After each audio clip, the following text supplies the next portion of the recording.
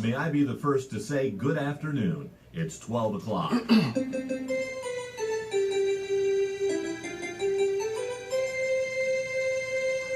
You're listening to 98.3 FM, WRLR LP, Round Lake Heights, Illinois.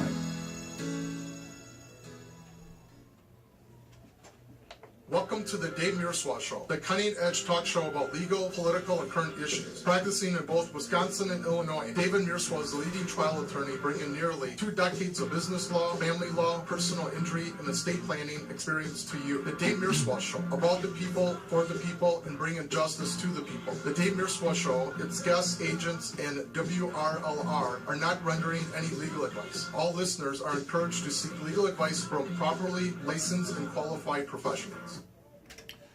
Welcome to the Dave Mierswa Show. I hope everyone is having a great Sunday. It is 12 noon, and you know what time that is? That's right. It is time to get some food and tune into my show, the Dave Mierswa Show. I've been a lawyer for almost 20 years, and I've been waiting all these years for someone to stand up, start a in-your-face talk show.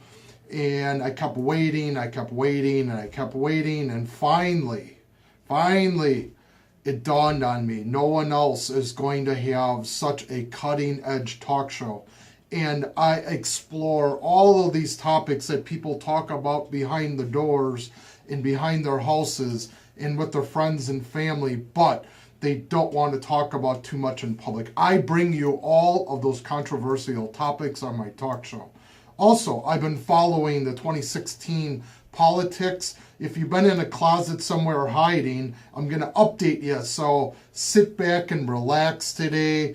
I got some great information. I'm going to update you on the 2016 delegates.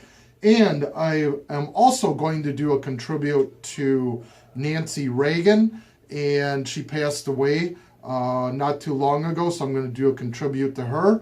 I have the latest on Trump. I have the latest on all of the delegates. And also I have Obama trying to appoint a Supreme Court justice. So I'm going to go over that important topic today as well. I always begin my show with giving shout-outs. And also, if you heard my intro, this show is about the people, for the people, and bringing justice to the people. And WRLR is a family-friendly radio station as well as this show. And we are one happy family down here, at least most of the time. And I got to tell you, I want to give a shout out and a thank you to all the staff at WRLR. For those of you just tuning in, that this is a non-for-profit radio station and everyone volunteers their time. And I can't say enough about the staff here at WRLR. They run all the computers, they do all the programming. So I just come in and do my show. But there are many, many hours that goes behind the scenes doing all of the shout outs and all the programming and so forth. So a big thank you and a big shout out to the WRLR staff. Also, this show is always live every Sunday at 12 noon. It is live. This is the difference between my show and a lot of these other radio stations out there that have pre-canned commercials and pre-canned radio show. This show is live. I can't stress that enough. Also, let me get my shout-outs out of the way. I'm going to get right into the show. On April 16th, we have Beatlemania invades Lake County. WRLR is proud to present the evening with American English. They are a renowned English tribute band, and they're going to be playing on April 16th at 7 o'clock. I'm going to shortcut this public service announcement here. It's a little long. But anyway, I saw American English this last summer over at Independence Grove, and let me tell you, folks, the American English come out with the costumes from the 60s and 70s. I got to tell you, they also have the vintage instruments from the 1960s. And they come out, and I swear to God, it was like tuning into a black and white MTV commercial for the Beatles. They sounded just like the Beatles. So I am getting tickets to this. Again, doors open at 7 p.m. This is on April 16th. And it's going to be here at the Round Lake Beach Cultural and Civic Center. That's a mouthful. Located at 2007 Civic Center Way in Round Lake Beach. For tickets, go to AmericanEnglishCC.peatix.com. Man, they couldn't come up with an easier website here. AmericanEnglishCC.peatix.com, or visit villageofroundlakebeach.com. Okay, so that's American English coming on April 16th. Folks, they are the real thing. I heard them. They are awesome. I'm going to be there. I'm not going to miss them, so make sure you buy your tickets online early. Okay, they probably will be sold out. Also, I've made it a mission in my life to give back to the community. I've been a lawyer for almost 20 years. And one of the ways that I give back is on this radio show. I give shout outs to the causes that I have dedicated my life in and what I believe in. And the first one here is Reach Rescue. They are a non-for-profit, non-kill animal shelter located in Mundelein. If you have some kids today and you're not doing anything, stop down to Reach Rescue. They're located at 1126 West Maple Avenue in Mundelein. And let me spend a minute here. This is a non-for-profit animal rescue shelter. They have saved well over 1,100, 1,200 animals. And they have all been redopted to their permanent forever homes. That's forever homes, if you got that. And Reach Rescue, right next door, has a resale shop. And you could donate goods there, and you can go online to see what goods that they take. But it's all tax deductible, folks. Also, I stop in there every 2 or 3 weeks, and my wife and I always donate money. And here's a cool thing. You go to the resale shop, there are 3 cats that will come and greet you. 3 cats that will come and greet you, and you got kids. And I'm telling you, this is the place to come adopt animals. And also, if you need any pet advice, go there as well. Also, Save a Pet, located in Grays Lake. They do an excellent job. I believe that they are also a non-for-profit. And they are located at 31664 North Fairfield in Grays Lake. So, stop in there for pet rescue and pet adoption. Okay, that is it on my shout-outs today. I have so much to cover in today's show. And the news lately that Nancy Reagan passed away. She passed away, let me get the date here. I believe it was, yes, March 6, 2016. March 6, 2016. And I want to give you a little bit of a background on her. And then I'm going to play an audio clip from Patty Davis. That's her daughter, who spoke at Nancy Reagan's funeral. But for those of you that are just tuning into my show, I always give a tribute to certain people in history that have given back to America and, in my opinion, feel that they deserve a contribute to. And Nancy Reagan is definitely one of these individuals. Nancy Reagan was born July 6, 1921. July 6, 1921. And again, she passed away on March 6, 2016. And she was married to Ronald Reagan. But here's some interesting facts about her earlier life. She actually held a job in Chicago at Marshall Field's department store. Again, she was a sales clerk in Chicago at Marshall Field's department store, and this was back, I believe, in the 40s. It would have been in the 1940s, I believe. And she didn't start to pursue a career in acting until the 1940s.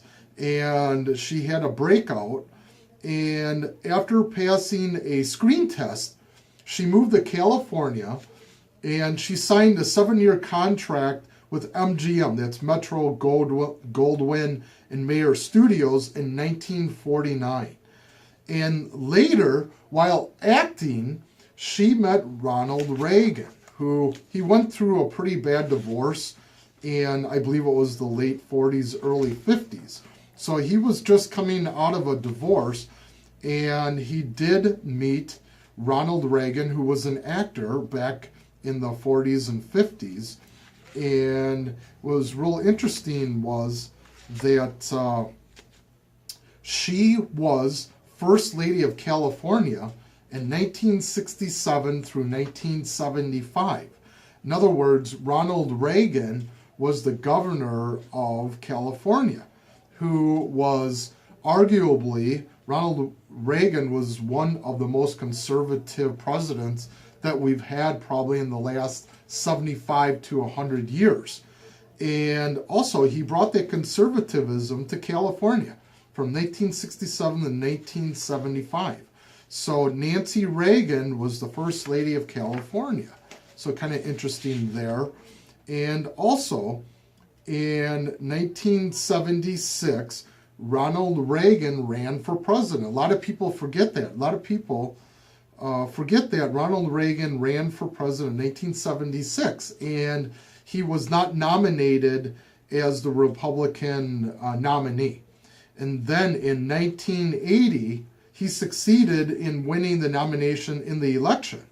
So Nancy Reagan, his wife, played a huge prominent role and also management of the staff that was behind Ronald Reagan. So she was one of his secret weapons to his success. A lot of people kind of forget about the First Lady and what kind of influences that they have on American politics. And she was behind the scenes, but really interesting. And in 1985, the former First Lady, Jacqueline Kennedy Onassis, came to the White House in 1985. And they compared the two of shining some glamour and some conservative kind of family and so forth on the White House. So that is interesting about Nancy Reagan. And anyone who really hasn't studied Ronald Reagan, and I've listened to some commentary on Nancy Reagan. She had two camps. And she was very black and white when she had these two camps. You were either for her husband or you were against her husband. And there was no in between. And if you got on Nancy Reagan's mad list, she would protect her husband to no nth degree.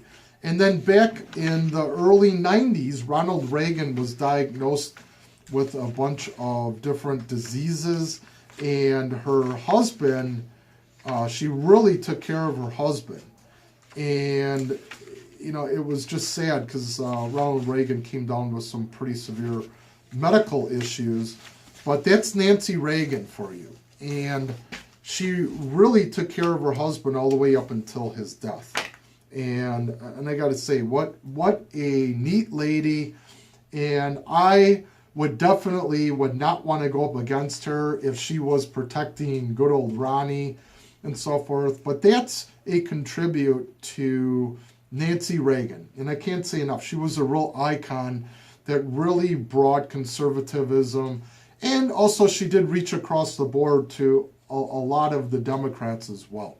So, and during her funeral, was a couple weeks ago, but I felt it was so important for you listeners to listen to what her daughter had to say about Nancy Reagan. So it's a 9-minute clip, but I'm going to play the whole thing here. I think it's important for you guys to hear some stories behind the scenes with Nancy. So let me get this queued up.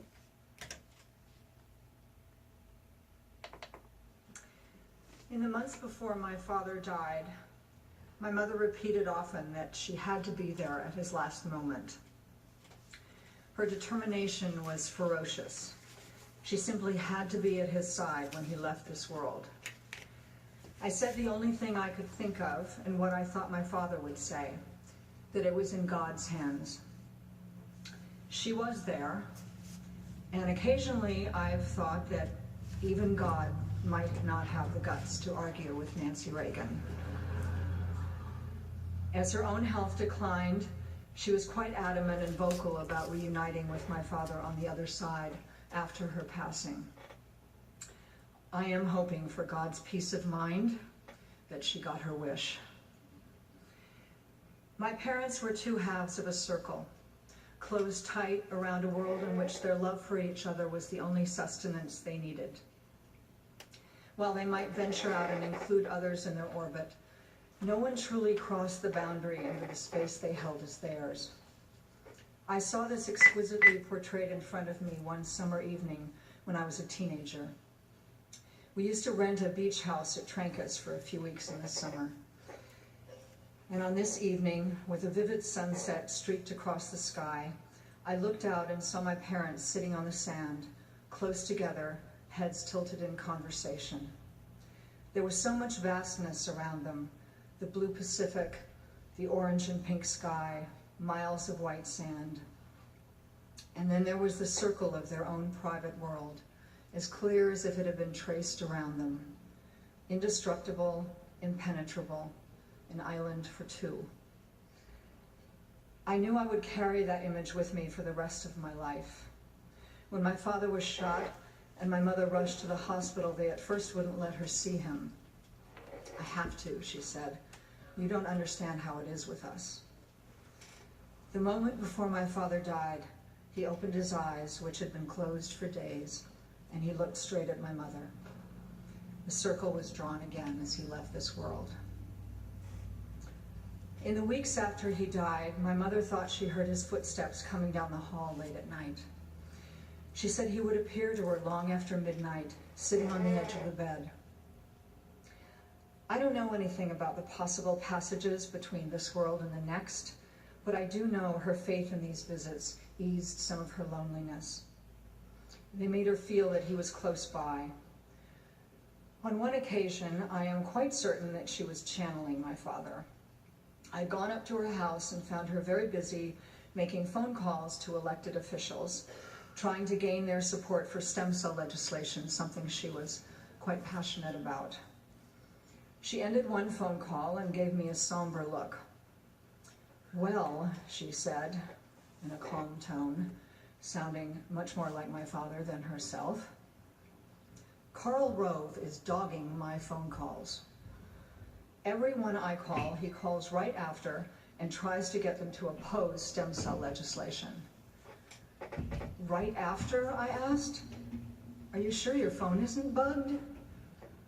No, I had the Secret Service check on that. You must be furious, I told her, puzzled by the fact that she didn't seem furious at all.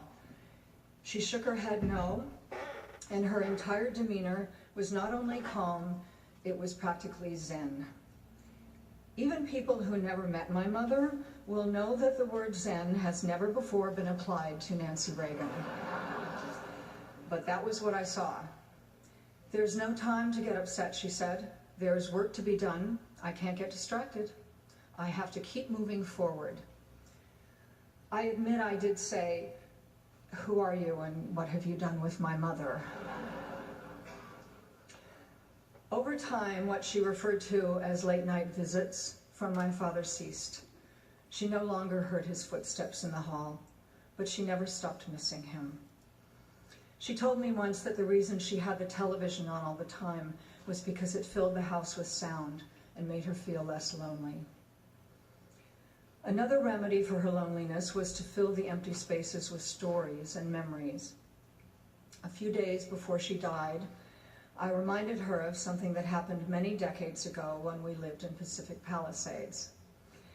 My father used to get massages from a large Eastern European man who would come to the house and set up his massage table in my parents' dressing room. On one of these days, as my father lay face down on the table, my mother tiptoed in, kissed him lightly on the back of his neck, and tiptoed out.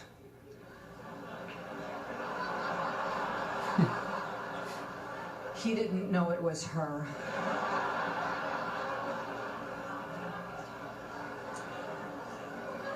But he went through the rest of the massage, never said a word, and after the masseur left, he said to my mother, "I don't think we can have him back anymore."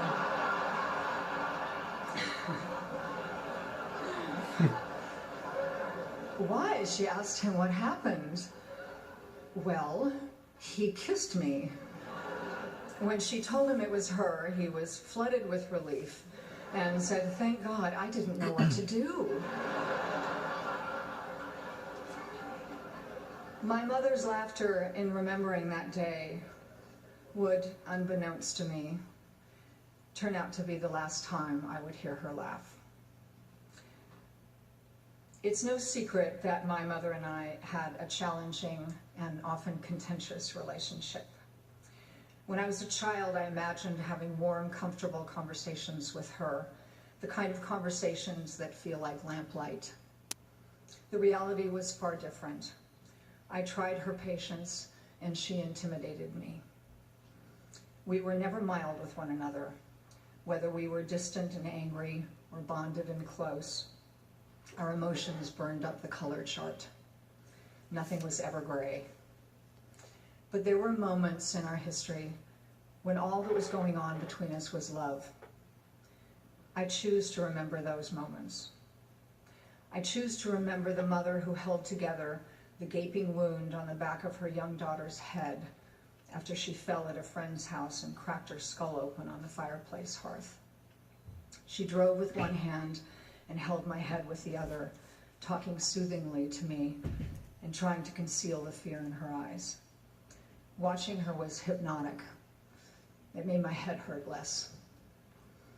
I choose to remember my mother framed by the window of a New York hotel room as I told her that I'd been involved in a complicated relationship for 2 years and had now been cruelly tossed aside. I was 19. I felt older and more wounded than any 19-year-old should feel.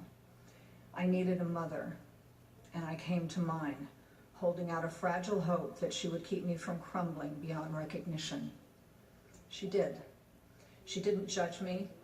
She wasn't punishing or accusatory. She was tender and understanding and loving. I choose to remember walking with her along the beach at Trancas. Somehow the ocean always calmed the air between us and allowed us to be easy with each other. Most of all, I will remember looking out the window to the sweep of sunset and seeing my parents sitting together on the sand. Maybe on the other side there are endless shores and eternally brilliant sunsets. Maybe it's possible to sit there forever, undisturbed, two souls happily entwined, needing only each other. Robert Sexton wrote, "Across the years I will walk with you, in deep green forests, on shores of sand, and when our time on earth is through, in heaven too you will have my hand." I hope for my parents that those words don't live only in the poet's imagination, but are a map to what they both longed for and believed in the world beyond this one. Okay, so that was Patty Davis giving a contribute to her mother, Nancy Reagan, who passed away on March 6th. And I just thought it was so important for the younger generation to hear a little bit about the history of the United States and some of the former White House wives. So that was a real neat story. And I love the story about Nancy Reagan going in and kissing her husband on the back of the neck, and then there was a male masseuse. So I thought that was excellent. And I always said that if you're going to make it anywhere in life, and if you're ever going to try to be happy in life, you better establish a good sense of humor, and you better be able to take criticism and all that as well. But one of the key things that I've learned, I'm 48 years old, I'm going to be 49 in May. And one of the things that I've learned is having a great sense of humor and sharing that sense of humor with other people and trying to lighten other people's days a little bit, and you'd be amazed. And then also laughing at other people's jokes. And sometimes people get nervous and they say the most funniest things and they don't mean to. And I think it is so important to share a sense of humor with your friends and your family. And I'm not saying to the point where some people overdo it with their practical jokes and all, but that was an excellent. Nancy Reagan comes in, kisses her husband on the back of the cheek before the male masseuse gets there, and then the male masseuse shows up, and then afterwards, Ronnie didn't know it until Nancy told him. So that's excellent. That is just good, fun stuff. And I can't tell you, you always got to have a sense of humor in this life, or you're just not going to get too far. Got about 2-3 minutes before the next break here, and I'm just trying to decide what to start here. I got so much stuff to cover here. Let's cut into an audio clip on Ben Carson, who threw his support to Donald Trump, and this is an audio clip from CBN. Dr. Carson, you talked about burying the hatchet. Did you have any kind of conversation with Mr. Trump like that with Senator Ted Cruz, and did he ask you for your endorsement? He did not specifically ask for an endorsement, but he did apologize, said that he wasn't really aware of what was going on. He didn't agree with it. Why Mr. Trump over Ted Cruz? Dr. Carson, you said just a week ago today at CPAC that you were endorsing We the People.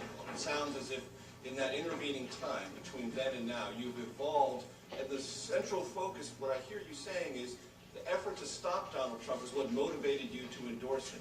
Is it Donald Trump's qualities for the presidency or this movement against him that puts you where you are right now? It's about we the people. We need to empower the people. That is not going to be done through politics as usual. Be that Republican politics as usual, or be that Democrat politics as usual. It requires somebody who's a bit of an iconoclast, but someone who has the ability to listen and to make wise decisions. Do you think that, going back to what Mr. Trump said about embracing... Okay, so that was Ben Carson throwing his support behind Donald Trump. And I want to give the latest on delegates. It was pretty cool. Last Tuesday on March 15th, we had about 4 or 5 people in the studio here, and we ran a live show, and we gave the results of local elections as well as last Super Tuesday, which was pretty cool. So a big thank you and a shout out to all of the DJs and the hosts that came in last Tuesday night. We had a blast. And I got to say, too, we ordered some pizza. I'm still full from all the pizza I scarfed down, but it was a great time. We're also, this November, we're probably going to do 1 or 2 live shows for sure to capture both the national and also the local elections as well. So that will be sometime in November. But lately, the latest in delegate handouts, Hillary Clinton has 1,614 last count. Again, Hillary has 1,614. Bernie Sanders, good old Bernie, has 856. And to refresh your memory, to be the leading delegate for the Democrats, you need 2,383. 2,383. So Hillary is more than halfway there. For those of you that can't do math. So, and I'm one of them too, but that was well over half. On the Republican side, you need 1,237 delegates to wrap it up to be the nominee for the Republicans. Right now, Donald Trump has 678 delegates, 678 for Donald Trump. Ted Cruz has 413. Marco Little Rubio, so deemed by Donald Trump, has 164 delegates, And Kasich has 143 delegates. Here's what's interesting. If you add up Marco Rubio and Kasich, who is governor of Ohio, they have 164 and 143 respectively. Added up, it's 307 delegates. So that is almost 25 to 30% of the outstanding delegates. So they still have a fight in this race for sure. So I got about 20 seconds here before I'm going to go on break. And I'm going to come back after break, and I'm going to talk about Obama appointing Merrick Garland to be the next Supreme Court justice. And I have some great audio clips on it, so I'm going to play some stuff on that. Then also, I have in my hand the background of Judge Garland. So I got a complete history on this guy that I'm going to talk about on the other side of break. Okay, you've been listening to the Dave Mierswa Show. Stay tuned. We'll be back in a couple of minutes after break here.